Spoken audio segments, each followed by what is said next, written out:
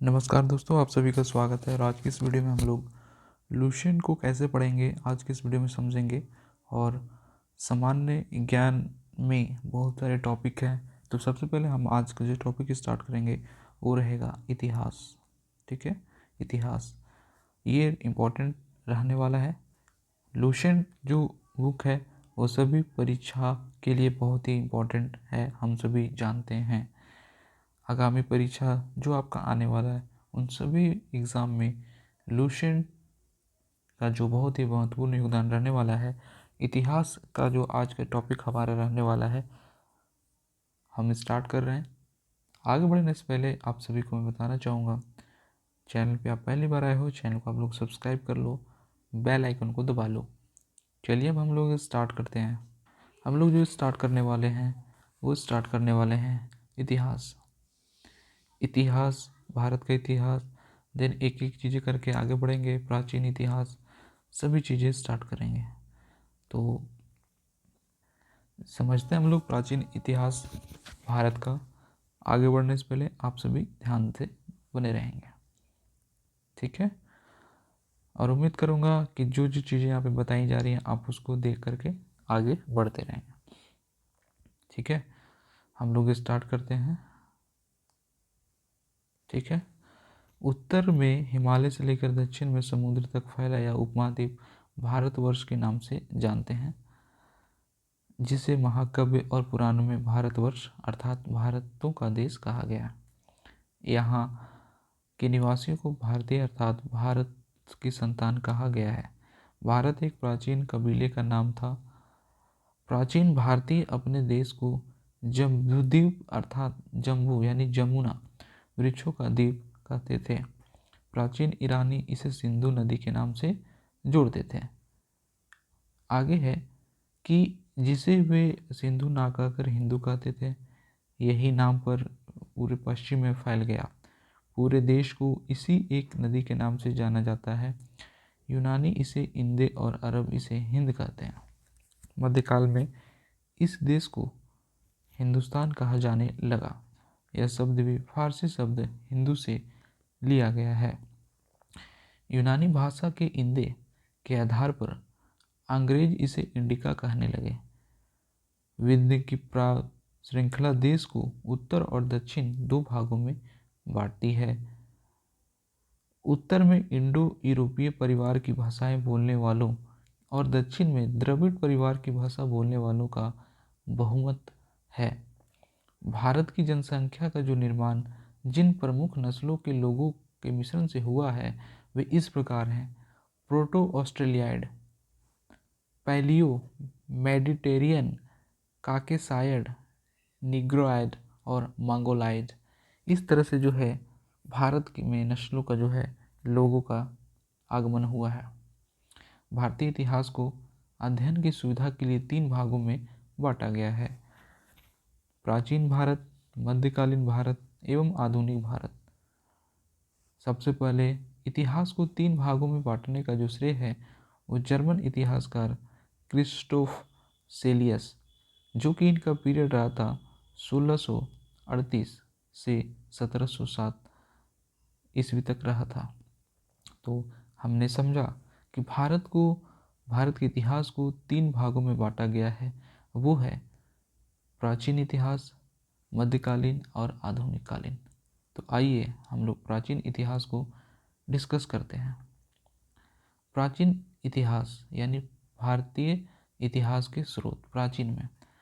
प्राचीन भारतीय इतिहास के विषय में जानकारी मुख्यतः चार स्रोतों से हमें मिलती है, यानी कि धर्म ग्रंथ, ऐतिहासिक ग्रंथ, विदेशियों का विवरण और पुरातत्व संबंधी साक्ष्य। ये टोटल चार स्रोतों से हमें भारतीय इतिहास जो है प्राचीन का वहाँ से हमें मिलता है। धर्म ग्रंथ एवं ऐतिहासिक ग्रंथ से मिलने वाली महत्वपूर्ण जानकारी हमें क्या क्या मिलती हैं, तो समझते हैं कि भारत का सर्वप्राचीन धर्म ग्रंथ वेद है, जिसके संकलनकर्ता महर्षि कृष्ण द्वैपायन वेद व्यास को माना जाता है। ओके, वेद वसुध कुटुंबकम का उपदेश देता है। भारतीय परंपरा वेदों को नित्य तथा अपौरुषेय मानती है। वेद 4 हैं जो इस प्रकार से हैं: ऋग्वेद, यजुर्वेद, सामवेद एवं अथर्ववेद। हमने क्या सीखा कि वेद 4 हैं: ऋग्वेद, यजुर्वेद, सामवेद एवं अथर्ववेद। इन चारों वेदों को संहिता का भी हम लोग एक उदाहरण देते हैं। वेद को हम लोग संहिता भी बोलते हैं। अब हम समझते हैं ऋग्वेद। ऋग्वेद, देखिए ऋग्वेद क्या है, तो रचनाओं के क्रमबद्ध ज्ञान के संग्रह को ऋग्वेद कहते हैं। इसमें 10 मंडल, 1028 सूक्त, है ना, एवं 10,462 रचनाएं दिया हुआ है। तो हम लोग क्या समझे कि जो हमारा ऋग्वेद है उसमें 10 मंडल है, 1028 सूक्त है और 10,462 रचनाएं हैं। इस वेद की रचनाओं के पढ़ने वाले कृषि को हेतु कहते हैं। इस वेद से आर्य के राजनीतिक प्रणाली, इतिहास एवं ईश्वर की महिमा के बारे में जानकारी हमें मिलती है। तो हमें इस ऋग्वेद से क्या मिलती है? इस वेद से हमें राजनीतिक प्रणाली, इतिहास एवं ईश्वर की महिमा के बारे में मिलती है।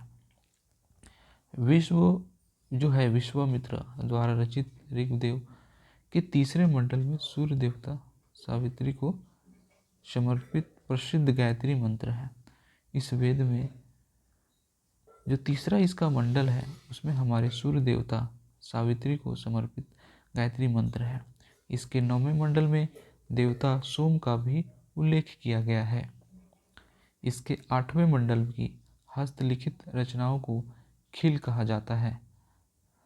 चतुस्वर्ण समाज की कल्पना का आदि स्रोत ऋग्वेद के 10वें मंडल में वर्णित पुरुष सूक्त है, जिसके अनुसार 4 वर्ण यानी ब्राह्मण, क्षत्रिय, वैश्य तथा शूद्र आदि पुरुष ब्रह्मा के क्रमशः मुख्य भुजाओं, जंघाओं और चरणों से उत्पन्न हुए हैं।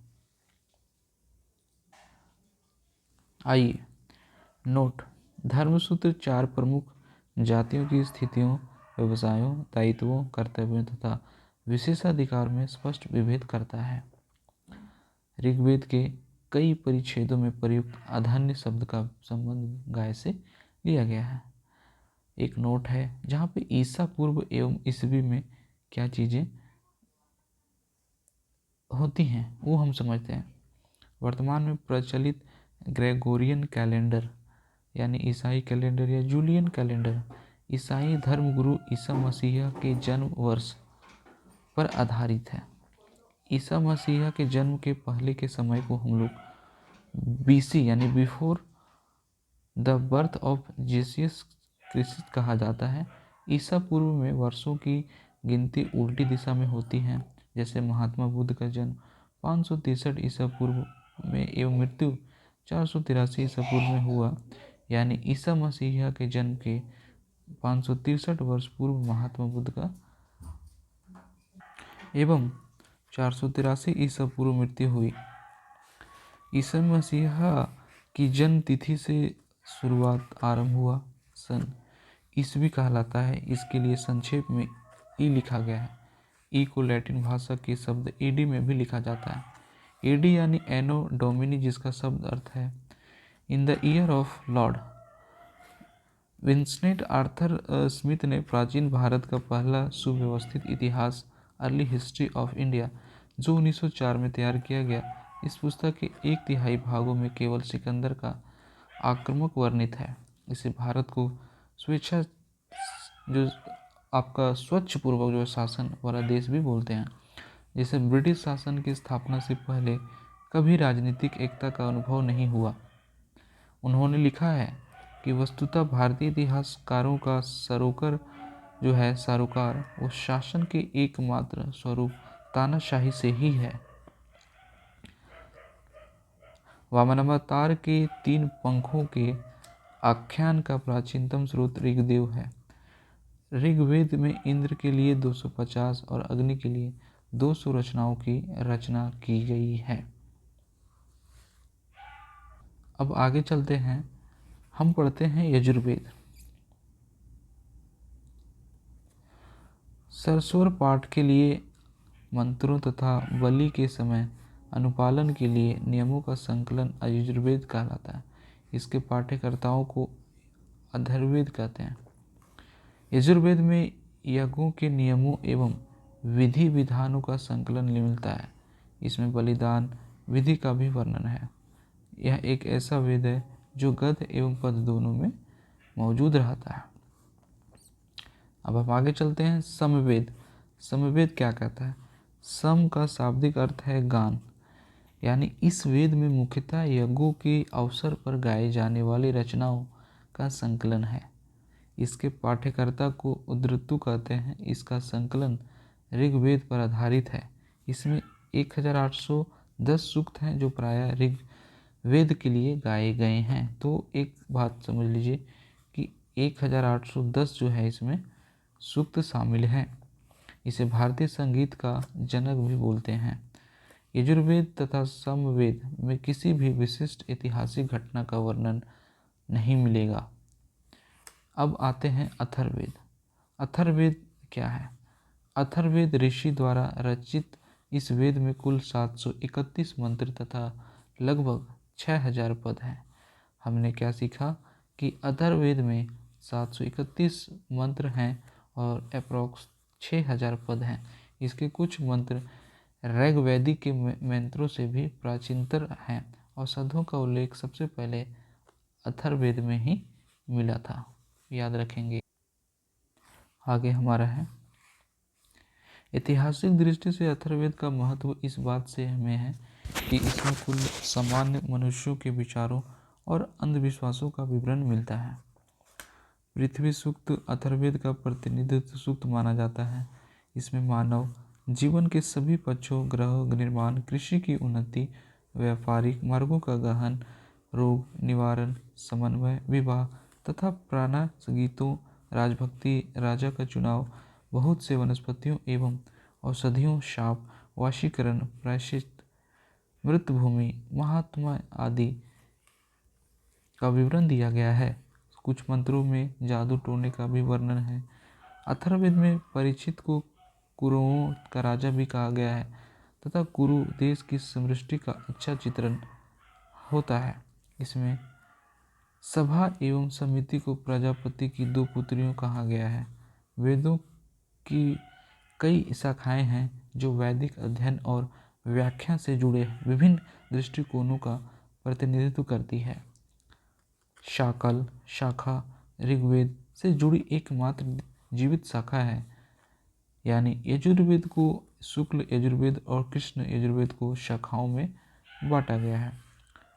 मध्य निंदन और कनव शुक्ल यजुर्वेद अथवा वाजस्नेय संहिता की शाखाएं हैं।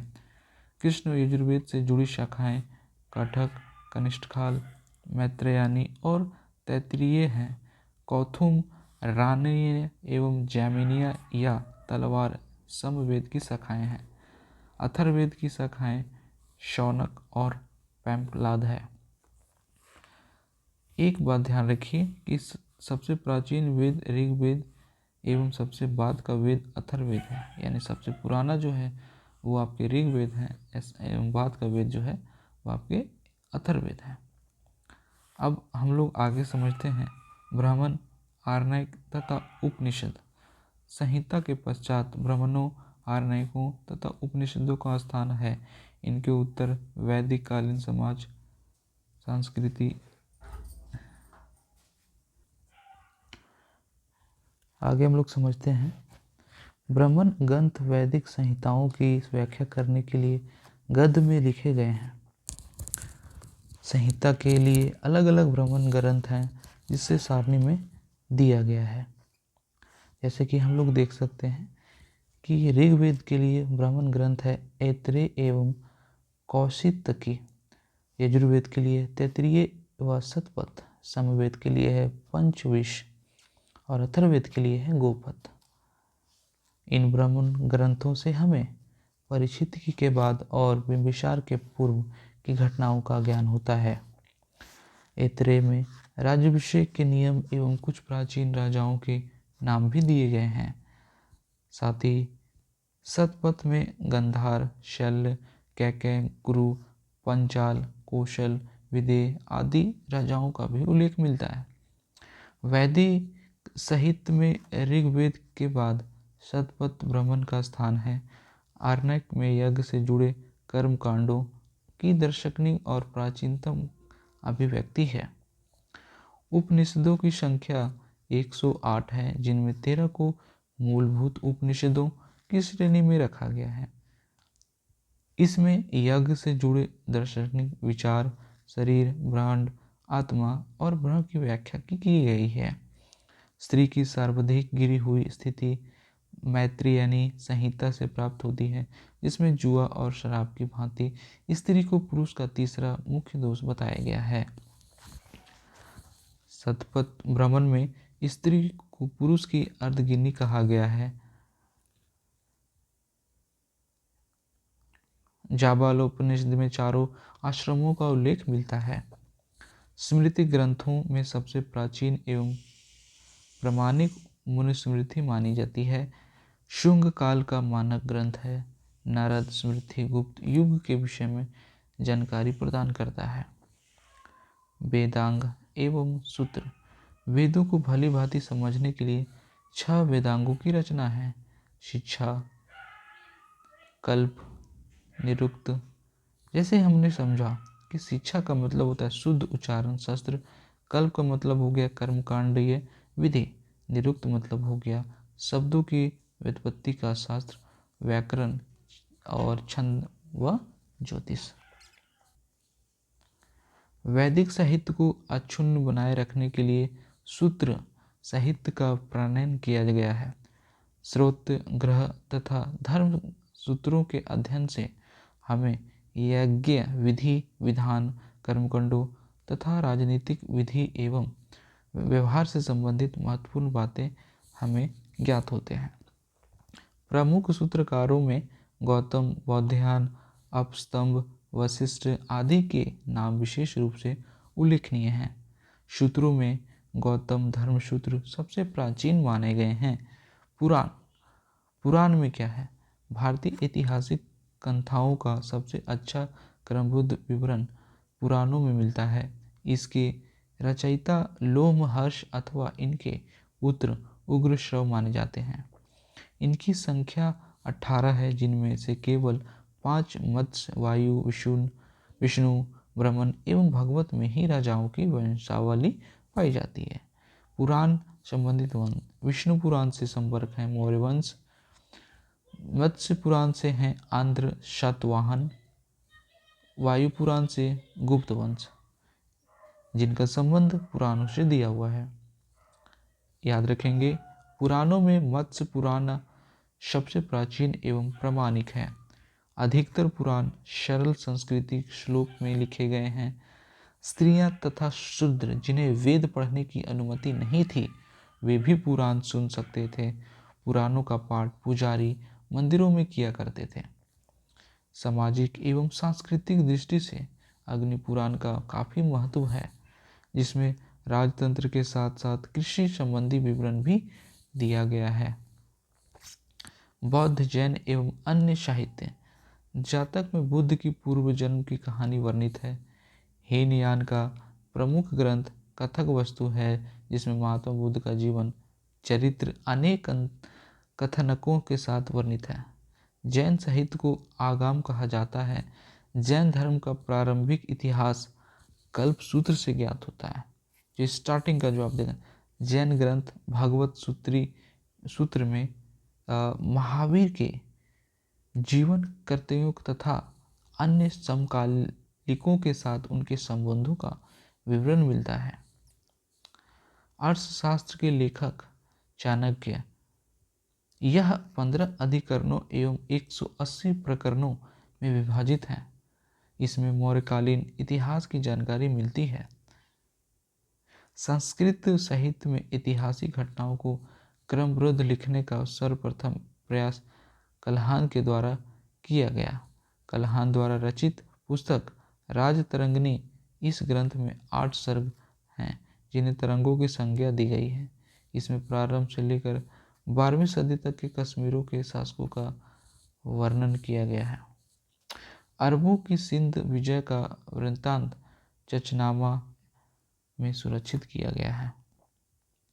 आगे है अष्टधाई, जिसको संस्कृत भाषा व्याकरण की प्रथम पुस्तक है, के लेखक पाणिनि हैं। इसमें मौर्य के पहले इतिहास तथा मौर्ययुगीन राजनीतिक अवस्था की जानकारी मिलती है।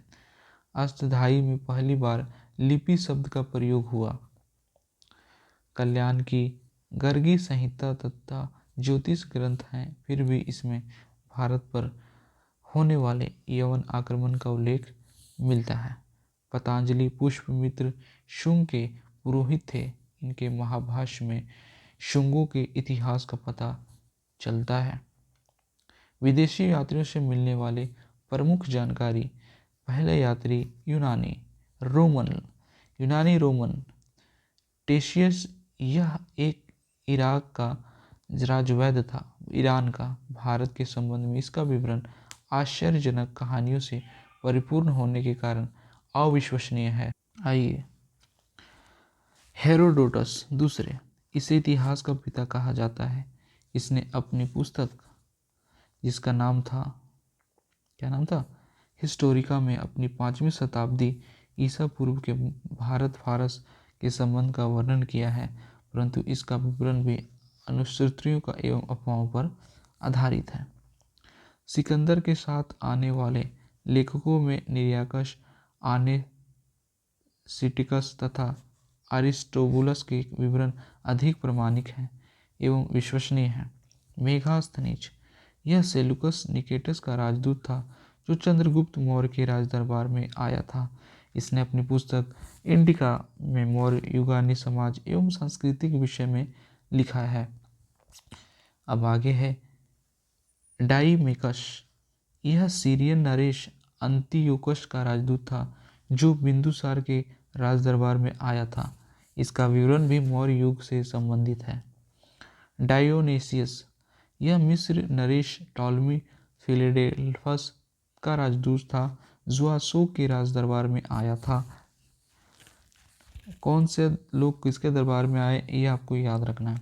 टॉलमी, इसने 2री शताब्दी में भारत का भूगोल नामक पुस्तक लिखी। ये काफ़ी इंपॉर्टेंट थे। एक अगले थे 8वें फिलिप ने। इसने प्रथम शताब्दी में नेचुरल हिस्ट्री यानी नमक पुस्तक लिखी। इसमें भारतीय पशुओं, पेड़ पौधों, खनिज पदार्थों आदि के बारे में विवरण मिलता है। अगले थे पेरीप्लस ऑफ द इरिथियन सी। इस पुस्तक के लेखक के बारे में जानकारी नहीं है। यह लेखक करीब 80 ईस्वी में हिंद महासागर की यात्रा पर आया था। इसने उस समय के भारत के बंदरगाहों तथा व्यापारिक वस्तुओं के बारे में जानकारी दिया। चीनी लेखक आए थे फाहियान। देखिए, फाहियान बड़ा फेमस लेखक है। यह चीनी यात्री गुप्त नरेश चंद्रगुप्त द्वितीय के दरबार में आया था। इसने अपने विवरण में मध्य प्रदेश के समाज एवं संस्कृति के बारे में वर्णन किया है। इसने मध्य प्रदेश की जनता को सुखी एवं समृद्ध बताया है। यह 14 वर्षों का था जब भारत में रहा था। संग्युगन, यह 518 ईस्वी में भारत आया। इसने अपने 3 वर्षों की यात्रा में बौद्ध धर्म की प्राप्तियां एकत्रित की है। यानी कि हम लोग समझते कि हैनसोंग, यह हर्षवर्धन के शासनकाल में भारत आया। हैनसोंग जो था 629 में चीन से भारतवर्ष के लिए प्रस्थान किया और लगभग 1 वर्ष की यात्रा के बाद सबसे पहले वह भारतीय राज्य कापिसा पहुंचा। भारत में 15 वर्षों तक ठहरकर 645 ईस्वी में चीन लौटा और वह बिहार में नालंदा जिला स्थित नालंदा विश्वविद्यालय में अध्ययन करने के लिए भारत से बौद्ध ग्रंथों को एकत्र कर ले जाने के लिए आया था। इसका भ्रमण वृत्तांत CU की नाम से प्रसिद्ध है, जिसमें 138 देशों का विवरण मिलता है। इसने हर्षकालीन समाज, धर्म और राजनीति के बारे में वर्णन किया है। इसके अनुसार सिंध तक का राजा शूद्र था। हेनसांग ने बुद्ध की प्रतिमा के साथ साथ सूर्य और शिव की प्रतिमाओं का भी वर्णन किया है। हेनसांग के अध्ययन के समय नालंदा विश्वविद्यालय के कुलपति आचार्य शीलभद्र थे। यह विश्वविद्यालय बौद्ध दर्शन के लिए प्रसिद्ध था। इत्सिंग, यह 7वीं शताब्दी के अंत में भारत आया। इसने अपने विवरण में नालंदा विश्वविद्यालय विक्रम विश्वविद्यालय तथा अपने समय के भारत का वर्णन किया है। तीसरे हैं चीनी यात्री अरबी लेखक अल ब्रूनी। यह महमूद गजनबी के साथ भारत आया। अल ब्रून जो ख्वारिम या खीव का रहने वाला था। अरबी में लिखी गई इस कृति किताब उल हिंद या तहकीक हिंद भारत की खोज आज भी इतिहासकारों के लिए एक महत्वपूर्ण स्रोत है। यह एक विस्तृत ग्रंथ है जो धर्म और दर्शन, त्योहारों, खगोल विज्ञान, कीमिया, रीति रिवाजों और प्रथाओं, सामाजिक जीवन, भारतोल तथा मापन विधियों, मूर्तिकला, कानून, मापतंत्र, विज्ञान आदि विषयों के आधार पर 80 अध्यायों में विभाजित है। इसमें राजपूत कालीन समाज, धर्म, रीति रिवाज, राजनीति आदि पर सुंदर प्रकाश डाला गया है। आगे हम पढ़ते हैं इब्न बतूता। इसके द्वारा अरबी भाषा में लिखा गया उसका ये यात्रा वृत्तता, जिसे रेहला कहा जाता है, 14वीं शताब्दी में भारतीय उपमहाद्वीप के सामाजिक और सांस्कृतिक जीवन के विषय में बहुत ही प्रचुर तथा सबसे रोचक जानकारी देता है। 1333 ईस्वी में दिल्ली पहुंचने पर इसकी वृद्धता से प्रभावित होकर सुल्तान मोहम्मद बिन तुगलक ने उसे दिल्ली का काजी या न्यायाधीश नियुक्त किया। अन्य लेखक तारानाथ, यह एक तिब्बती लेखक था। इसने कंगियूर तथा तंगियूर नामक ग्रंथ की रचना की। इसने भारतीय इतिहास के बारे में जानकारी मिलती है। मार्को पोलो यह 13वीं शताब्दी के अंत में पांड्य देश की यात्रा पर आया। इसका विवरण पांड्य इतिहास के अध्ययन के लिए उपयोगी है। पुरातत्व संबंधी साक्ष्य से मिलने वाली जानकारी। भारतीय पुरातत्व शास्त्र पितामह यानी father of Indian archaeology sir Alexander Cunningham को कहा जाता है। 1400 ईस्वी पूर्व के अभिलेख के बोगाज कोई एशिया माइनर से वैदिक देवता मित्र, वरुण, इंद्र और नत्स के नाम मिलते हैं। मध्य भारत में भागवत धर्म विकसित होने का प्रमाण यवन राजदूत होलियोडोरस के वेशनगर गरुड़ स्तंभ लेख से मिलता है। सबसे पहले भारतवर्ष का जिक्र हाथी गुफा अभिलेख में है। सबसे पहले दुर्भिक्ष का जानकारी देने वाला अभिलेख सौहगौरा अभिलेख है। इस अभिलेख में संकट काल में उपयोग हेतु खदान सुरक्षित रखने का भी उल्लेख है। सबसे पहले भारत पर होने वाले हुन आक्रमण की जानकारी भीतरी स्तंभ लेख से मिलती है। सती प्रथा का पहला लिखित साक्ष्य एरन अभिलेख भानुगुप्त से मिलती है। सतवाहन राजाओं का पूरा इतिहास उनके अभिलेखों के आधार पर लिखा गया है। रेशम बुनकर की श्रेणियों की जानकारी मंदसौर अभिलेख से होती है। कश्मीरी नवपाषाणिक पूरा स्थल बुर्जहोम में गर्तावास का साक्ष्य मिला। इनमें उतरने के लिए सीढ़ियाँ होती थीं। यहाँ मनुष्य के साथ उसके पालतू कुत्ते को भी दफनाने की प्रथा प्रचलित थी। प्राचीनतम सिक्कों को आहत सिक्के कहा जाता था। इसी को साहित्य में काशान कहा गया है। सबसे पहले सिक्कों पर लेख लिखने का कार्य यवन शासकों ने किया। यानी सिक्कों पर लिखने का जो कार्य है यवन शासकों ने ही किया। ये इम्पोर्टेंट अभिलेख और शासक। हाथी गुम्फा अभिलेख कलिंग राजा खारवेला के द्वारा है। जूनागढ़ जो है वो रुद्रा दमन के द्वारा लिखा है। नासिक अभिलेख जो है गौतमी बालश्री के द्वारा है। प्रयाग स्तंभ समुद्रगुप्त के द्वारा। एहोल अभिलेख पुलकेशिन II के द्वारा और मंदसौर अभिलेख मालवा नरेश यशोवर्मन के द्वारा है। ग्वालियर अभिलेख प्रतिहार नरेश भोज के द्वारा है। भितरी एवं जूनागढ़ अभिलेख शकानंद के द्वारा है। देवपड़ा अभिलेख जो है ये आपके बंगाल शासक विजय सेन के द्वारा लिखा हुआ है। अभिलेखों का अध्ययन को हम लोग एपिग्राफी के रूप में हम लोग कहते हैं। दोस्तों आज की इस वीडियो को हम लोग यहीं रखते हैं। हमारी इस वीडियो को आप लोग पसंद आई है तो लाइक ज़रूर करें। दोस्तों, चैनल को आप लोग सब्सक्राइब ज़रूर कर लें, क्योंकि हम आपके लिए ये वीडियो लाते हैं ताकि आप लोग सुनकर पढ़कर ज़िंदगी में, लाइफ में ग्रो ज़रूर करें। चैनल को आप लोग सब्सक्राइब ज़रूर करें और अपने मित्रों तक स्टडी ग्रुप में इसको शेयर ज़रूर करें।